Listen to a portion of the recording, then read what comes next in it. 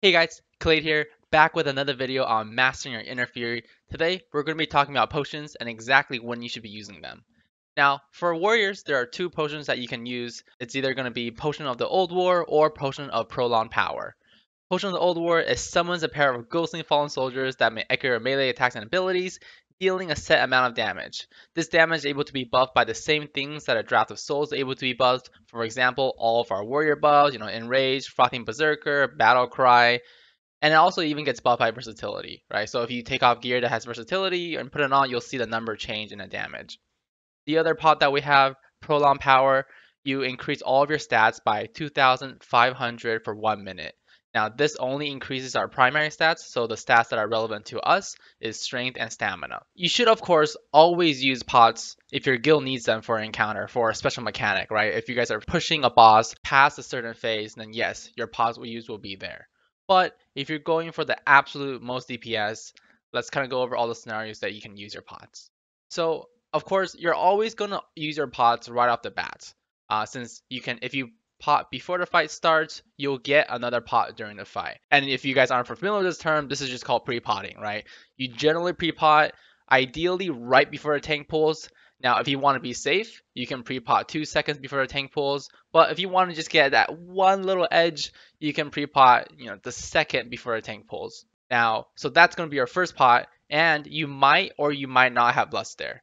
Depending on whether or not you guys lust on pull, it'll determine when your second pot comes. Now, your second pot is generally going to happen either if you didn't lust on pull, it's going to happen when you lust, in the middle of the encounter. If that's not going to happen, then you're just going to generally use the pot either during execute phase or when you have cooldowns up. Now, depending on which pot you use, that'll differ. So, just to get this out of the way, the pot that will do the most damage for single target, it is Potion of the Old War. Now, luckily for us, the price of the pot has gone down recently with the changes to the recipe cost, and also now that everybody has flying, there'll be people farming herbs easier. So Potion of the Old War is your single highest damaging pot that you can use for single target. So for Potion of the Old War, you're gonna pot on pull. If there's less, great. Then your second pot will happen when you have all of your cooldowns again. This is when you're gonna have Battle Cry, Avatar. Both essentially those two buffs are gonna need because the rest of their buffs get triggered by those. So if you're going to lust on pull, then once you have your battle cry and avatar again, you can use it, and it doesn't matter. You don't have to be in execute phase. This is the huge thing about old war pots. It does not mimic your abilities as some people might think. All it does is a proc-based potion that just does damage when it procs. Think of it working very similarly to your neck enchant, the hidden satyr enchant. It works very, very similarly. It just randomly, when you attack, it'll proc and it'll do damage. This damage, however, is modified by our buffs, but it's not changed by what skill procced it, right? An execute proccing your old war does the same damage as an auto attack proccing old war. The only thing that you need to do in order to really, have good uptime on your old war procs is just constantly be attacking the mob. As long as you're autoing the mob, as long as the mob is not moving out of melee range, your autos alone are enough to just proc it as much as you would get. Of course, this pot is a little bit RNG, right? If you get a lot of procs during your battle cry window, great. Your opening burst will look crazy. Now, if you don't get that many procs during your battle cry, unfortunate for you, you didn't get the RNG there. But generally, you're always going to get around one or two procs during battle cry, so it's not that horrible. It's generally going to work out for you. Now, Prolon, right, all it does is just increases your strength. So it's just the same as just giving you a little bit more strength on all of your skills. So generally, this is a safer pot.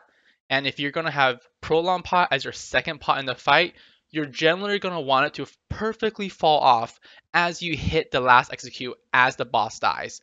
So if you're going to use a Prolon pot, you generally want to use it at the last 1 minute of the fight. Right, so if you're going to do that, you really do need to know when you guys are going to finish a fight and when that last minute is going to come up. But that's kind of the difference between the two different pots, right? Potion of the Old War, you always line up with your Battle Cry and Avatar cooldowns. You want to stack as many buffs as you can because it'll buff the proc of the potion.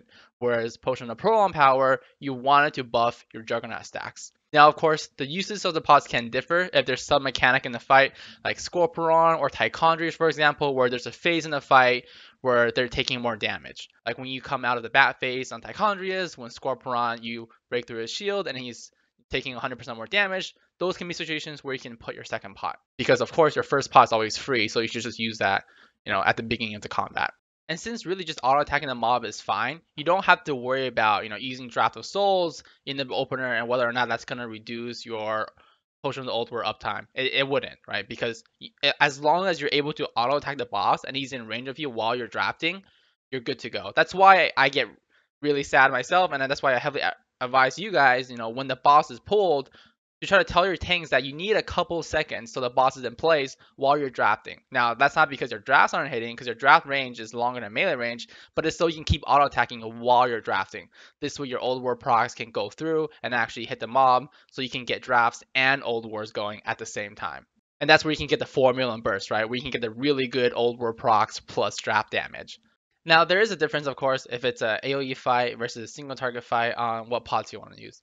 Generally, on a fight like Scorpion, where you're just going to start off, a few seconds of the fight, there's going to be a massive AoE, then yes, the Prolong Power can put out more DPS on an AoE encounter when there's going to be an AoE phase, since it's going to buff your Odin's Fury damage on everybody. Whereas if you're AoEing with Old War, it doesn't really give you as much damage, right? Even though it'll give you essentially the same damage, right? If you're going to use Old War in single target and then Old War in AoE, it's essentially going to be the same damage, assuming you're using it during your cooldown, because you're still auto attacking the mob that's in front of you. Whereas Potion of the Prolonged Power does have, the added benefit of making your AoE stronger. So something, for example, if you're doing Mythic Spellblade, where she summons all of those arcane ads, yes, it is okay to pop Prolong and then AoE all those ads, get as much damage on that AoE burst as you can, and just get all of that AoE. Also, you get the added bonus of generally after that phase happens, you're probably going to be somewhere close to execute range. So then all of your executes are going to be buffed by Potion of Prolong anyway. So that's added bonus. So yes, generally Old War is better for single target, but there are cases in AoE and there are cases depending on fight mechanics where Prolong is better. Now another situation where Prolong can be better is on the opener. For example, on Mythic Gul'dan, depending on what strategy your guild does, you can either be using Old War or Prolong. It's not necessarily one is better than the other, but depending on what strategy it is, there is one that is favored. So if you guys are lusting on pull, for example, then of course you're going to use that Old War, pump out as much damage as you can, try to skip that second ad, the Trapper ad, for example. But if you're not going to lust on pull, then you're probably going to want to use Prolong, so that way you still have that pot use active when the eyes spawn, when the first ad is up. That way you can get much more AoE burst, get that ad down as soon as possible, get the eyes down as soon as possible, and it'll be much better for you and your group. But yeah, that's about it for pot usage. Want to give you guys an in-depth look about how the different pots can be used. Of course, when in doubt, just use the Old War and make sure it's lining up their cooldowns. And then if you ever think that, if you're on a farming fight, Prolong Power isn't horrible, though if you want the absolute max damage, it's going to be Potion of the Old War. As always, thanks for watching the video, guys. Let me know down in the comments below if there's any other scenarios or specific cases where you guys would prefer one potion over the other. Feel free to subscribe to the channel to see more warrior content. See ya!